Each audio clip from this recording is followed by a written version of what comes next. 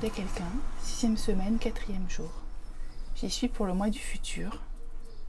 La balade de ce qui a changé. Ma présente. Aïe, on s'approche de la fin. J'aime bien aussi les fins, car elles permettent des recommencements. Tout ce qu'on a appris, vécu, et toute l'énergie libérée, l'énergie du vide, appelle d'autres naissances. This is a time for departure, even when there is no place to go.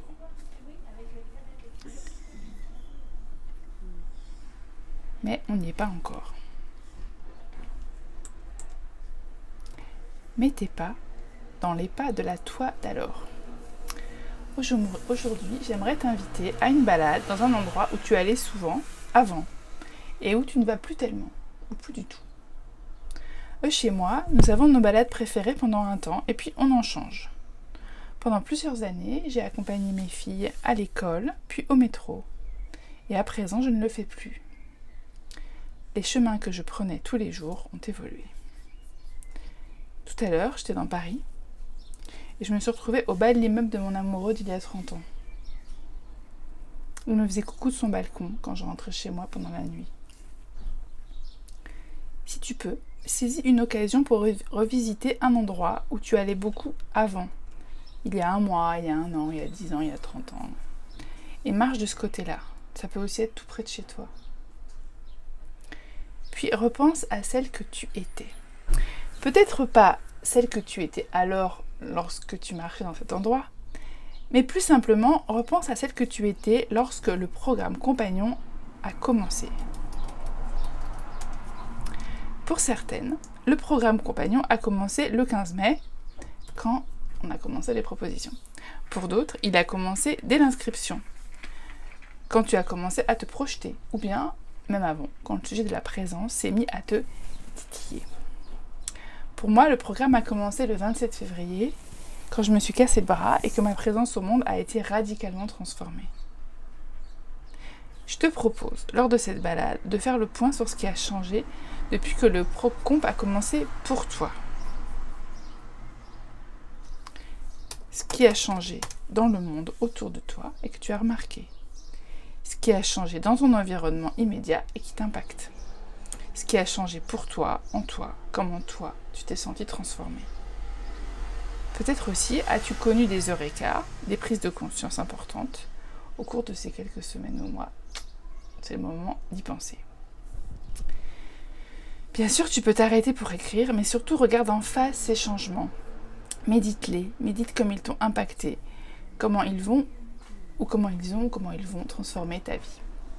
Demande-toi aussi, qu'est-ce que je décide de faire de ma vie telle qu'elle m'apparaît aujourd'hui à la lueur de ces changements.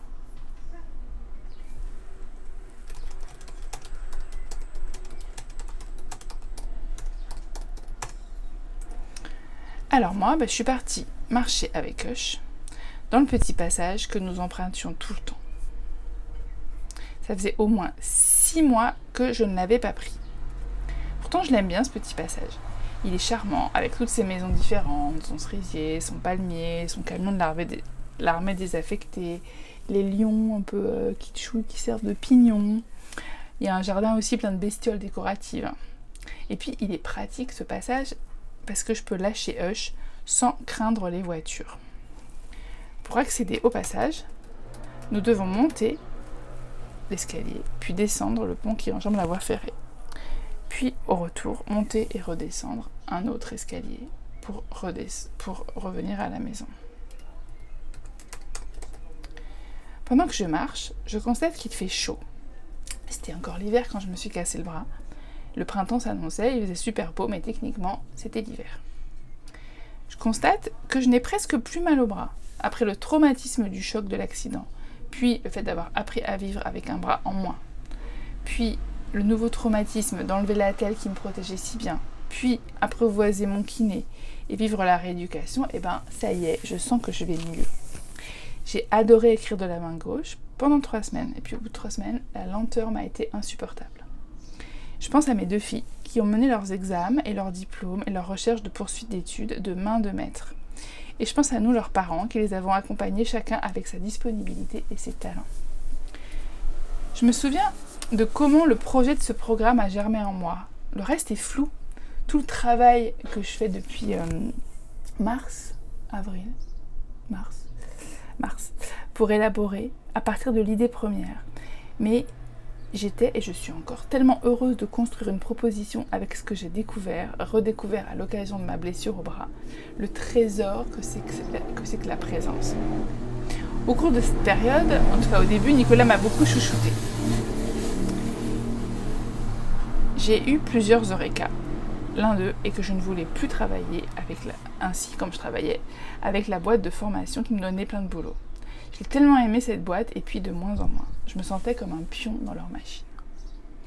L'autre eureka est ok, ça me brise le cœur le départ de mes filles, mais j'attends pour pleurer qu'elles aient quitté la maison. Pour l'instant, j'arrive à tenir. Mes amis m'ont énormément tenu la main pour m'aider à prendre des décisions, puis pour m'aider à les assumer ensuite. J'ai aussi, pendant cette période, essayé d'écrire un nouveau livre. L'idée m'excite énormément et me fait peur aussi. J'ai revisité des anciennes ressources.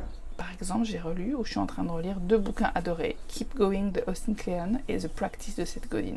Oh, mais quelle mine d'or!